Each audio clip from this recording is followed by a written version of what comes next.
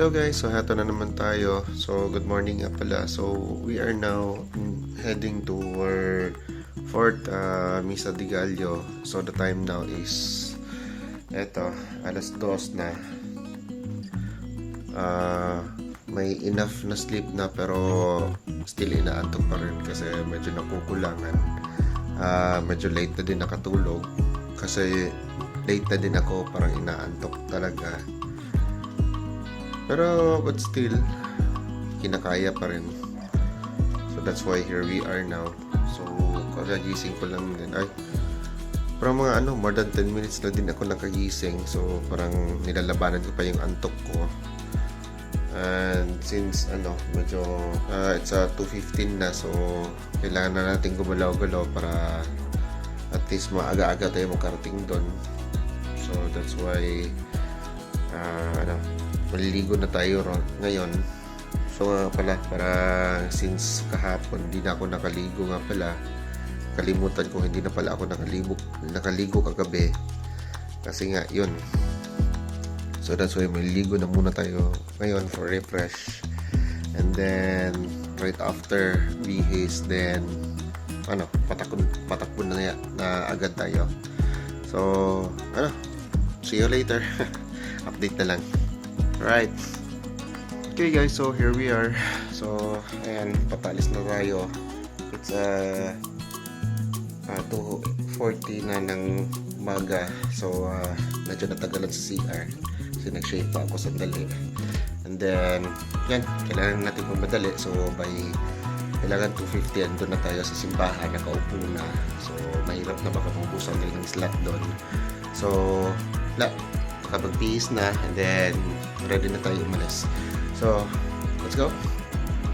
Okay, so everything is ready na. So papaalis na tayo, and then pinapaandar ko na yung motor para mainitan na. So ayan, paalam na tayo sa mga doggy natin. Saan na ba yun? Yun. Maya alis na tayo. So medyo parang lapit na mag 2:50. So yan, kapag jacket na din. So alis na tayo maya. Buti naman maganda ang panahon. So di makulimlim. And then madilim pa rin. So wala masyadong katao-tao kasi masyado pang maaga eh. So yan na. Okay, tara. Dahan-dahan na tayong umalis kasi late na masyado eh. Let's go. Okay guys, so we had just arrived. So nakapag-park na din ako ng maayos. So kailangan na natin pumasok kasi parang nagpa-practice na sila. So baka maya mag-start na sila bigla. The earlier the better eh. Yan, so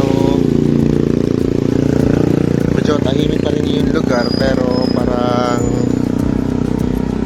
ang dami na yata mga tao dito sa loob eh. So pasok na tayo para at least makahanap na ng upuan, and then better spot para maganda ang pagkinig mamaya. Let's go.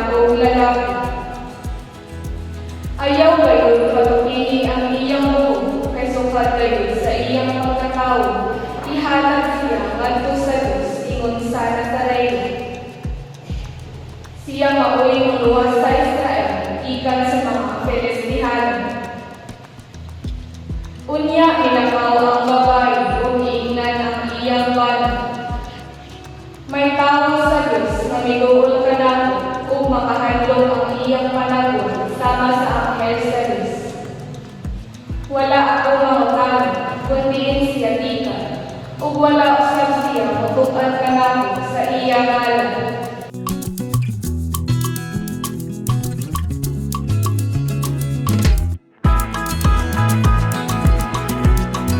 Ulat ni Herodes, hari sa Judea, adunay pari na nagtanong sa Kadias, ikan sa laway ni Abias. Uwan na siya ay asawa ang kariwat ni Aaron, o ang iyang nanay Isabel. O silang duha ang tarong tumangan sa Diyos na kinabuhi walay kasaway, subay sa nang balawod o kasubuan sa Ginoo. Apan na sila anak tungod kay Isabel, hindi makapanganak o silang duha ni Gula naman. Kunya nagabo asamang nagatuman siya, sayang katunanan sa pagkabali at tumangan sa Diyos, sa gitang ng panahon sa tono sa iyang lalay, sumala sa tandang sa paglanan sa pagkabali, siya maoy na unang pinag-isalipa sa sulod sa templo sa Ginoo alon magsulod sa pagkasinso.